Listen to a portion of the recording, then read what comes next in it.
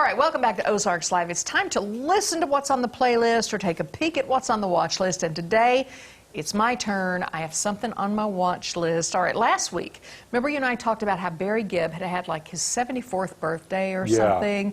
And he had just recently collaborated with a bunch of artists, released a country album, right? Yes. All right, well, it dropped about the same time as a brand new HBO documentary about the brothers Gibb, and it is called How Can You Mend a Broken Heart? And I really enjoyed it, so here's a peek. Welcome, the Bee Gees. The Bee Gees. Once again, the fabulous Bee Gees. The most exciting sound in the world.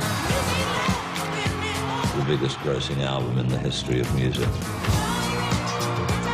Has the enormous success changed your life? Well, I was speaking to one of my friends the other day, and as he was cleaning my shoes, I said, listen. We often thought we were triplets. We had the same sense of humor. We had the same love of the same kind of music. When you've got brothers singing, it's like an instrument that nobody else can buy. Brothers, in general, it's a very complicated thing. If we hadn't been brothers, we wouldn't have lasted half an hour. We've heard rumours that the group is splitting up. Would you like to verify those rumours? No. No. We all wanted individual recognition. All three of us did things to each other that I think we're all sorry for. So let's make an album in Miami. We had to adopt a new attitude and a new sound. I said, well, why don't we just take a bar out of Night Fever and see if we can make a loop out of it? We were breaking new ground. It was extraordinary. The Fever thing happened, and that's when everything exploded. I mean, that could very easily have just been a horn line. But instead, their voices were so sick, they're like, nah, we're going to sing it.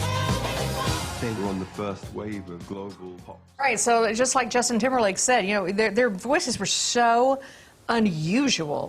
We're just going to sing it. We're just going to do it. And they were just so unusual, but they were so great. And we were just talking, you know, I'm having a hard time remembering anything they did prior to Saturday Night Fever. Yeah, but see, that's the part of I like the Bee Gees best before Saturday. They were great. Yeah. Saturday Night Fever and disco and everything, they were incredible before that. There's Smile, an Everlasting Smile, and then you have... That rings no bells with I me. Started a Joke, Don't... which started the whole world crying. Oh, they had, beautiful songs. Beautiful harmonies. They started this group in 1958. Yeah. So think about, you know, like where Saturday Night Fever was versus starting this in 1958. They had all the 60s and stuff to get through into the 70s. They were a tremendous group. Interesting documentary. I watched this Saturday night. Yeah. And, you know, just watching them and seeing all this old, you know, old films of them when they were younger and learning about all their different sort of personalities. And then when they get really, really big, you know, they were born, of course, in England. They grew up in Australia. They've sold over 120 million records. And then came the whole disco sucks movement. You remember that when the DJ in Chicago said, we're going to burn all the records, we're going to blow them up, you know? Did that thing in Comiskey Park. In Comiskey Park, that's right. And I... You know, all I remember was, you know, the disco was the fun music. I'm like, what's the problem with that? You know, I don't understand why you people don't like it. And that took on a life of its own. And then all these goofy sort of disco duck and all these sort of things came along, and people made fun of it relentlessly. But these guys started getting into even more music, different kinds of music, writing a lot of music. They wrote songs for other people. Heartbreaker for Dionne Warwick. Yeah.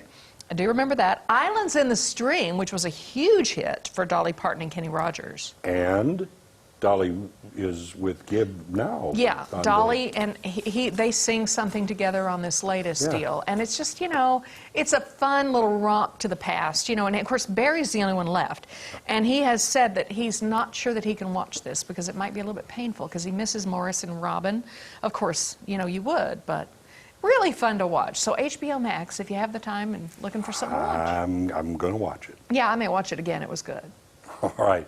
Coming up, we're headed to Facebook to see what you had to say for last week's Facebook debate. Yeah, we're looking to see you guys' favorite restaurants in Springfield, and you've got a list of them. We'll be right back.